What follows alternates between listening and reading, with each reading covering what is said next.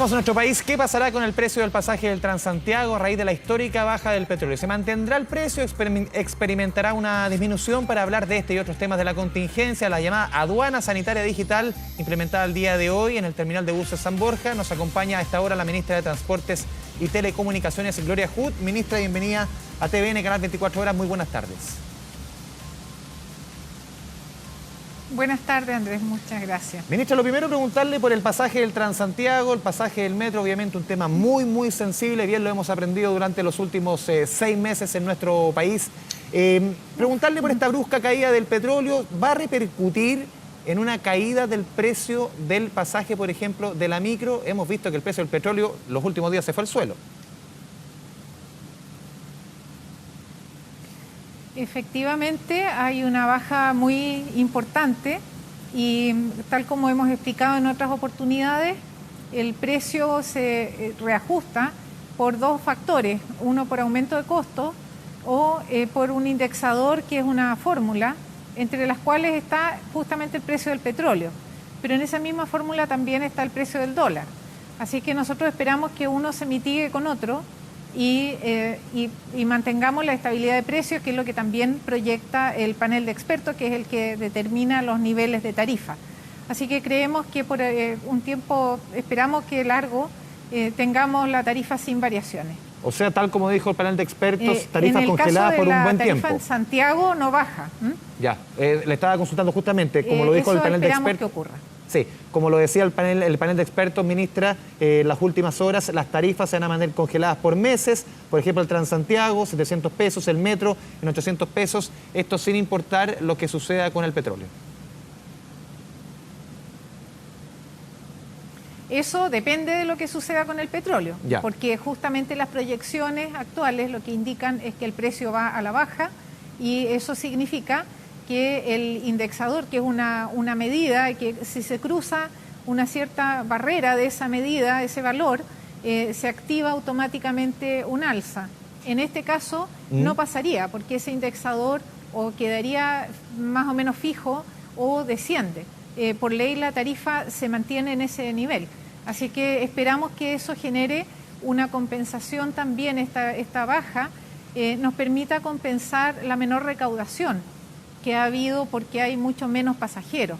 Así que esto es un escenario que nos ayuda a equilibrar las cuentas y para nosotros es muy valioso que eso ocurra. O sea, esperamos que esto se traduzca también en mejoras de tarifa en el resto del país, que hay varios sistemas regulados que también ajustan tarifas con un polinomio donde está el precio del petróleo. O sea, de alguna forma, ministra, esta caída en el uso del transporte público de un 71% en la capital también compensa de alguna forma la fuerte caída del petróleo. El hecho de que menos personas estén transportando, eso podría significar a la larga, si esto se transforma, se mantiene en el tiempo, uno lo podría ver como una explicación para subir el precio del combustible. A su juicio, y de acuerdo a los cálculos, ¿esto se equipara con la caída del petróleo? Es que el precio del combustible no lo fijamos nosotros. No, si no estoy diciendo que lo fije, pero se equiparan ambas cosas, ambos factores. Se calculan las tarifas.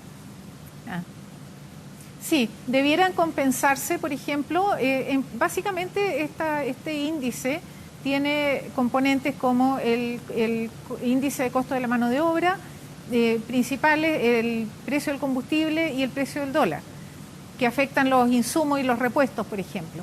Así que creemos que se compensan unos con otros y nos van a ayudar a bajar los costos, lo cual también ayuda a equilibrar con un menor ingreso, porque ha habido una mucho menor recaudación, tal como decías, con un 70% menos de pasajeros, la recaudación ha bajado muchísimo.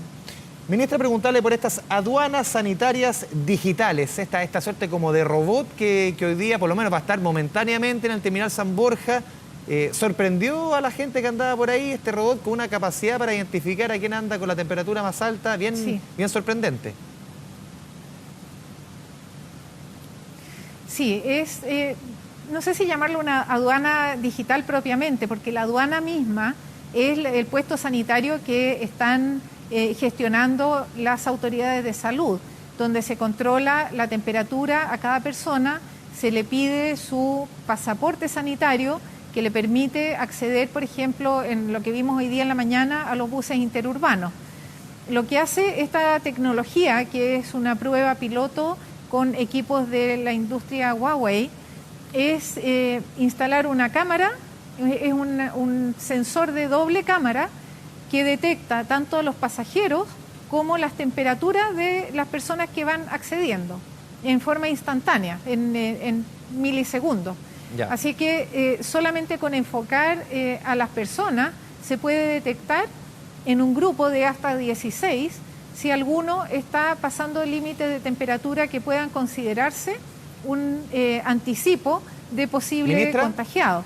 Así que es una ayuda a lo que se está haciendo. Sí, ¿dónde más se va a implementar esto? Y también recalcar que esto es una medida o estos aparatos van a funcionar momentáneamente, es una prueba. Sí, es una prueba y dado que tenemos que calibrar y por eso se está haciendo en paralelo con la aduana sanitaria manual, porque eso nos permite comprobar que lo que detecta, por ejemplo, la cámara es consistente con lo que están midiendo los termómetros a cada una de las personas. Y esa prueba, para poder calibrarla, debe durar una semana, un poco más de una semana. Y vamos a instalar también algo similar en el aeropuerto. La utilidad de esta tecnología es que nos podría permitir después, en áreas donde hay más concentración de gente, en alguna estación, por ejemplo, o en lugares como alguna instalación comercial, detectar temperaturas altas en grupos de personas a las que no se le está midiendo uno por uno. Así que creemos que por lo menos vale la pena probarla, dado que la empresa lo ha planteado como un piloto. Nosotros generalmente respaldamos esas pruebas porque de ellas surgen muchas aplicaciones que son muy valiosas después. Así que ese es el objetivo de esta tecnología que vimos hoy en la mañana. Gloria Hood, ministra de Transportes y Telecomunicaciones, muchas gracias por esta conversación con TVN y Canal 24 Horas. Muy buenas tardes. Buenas tardes, muchas gracias.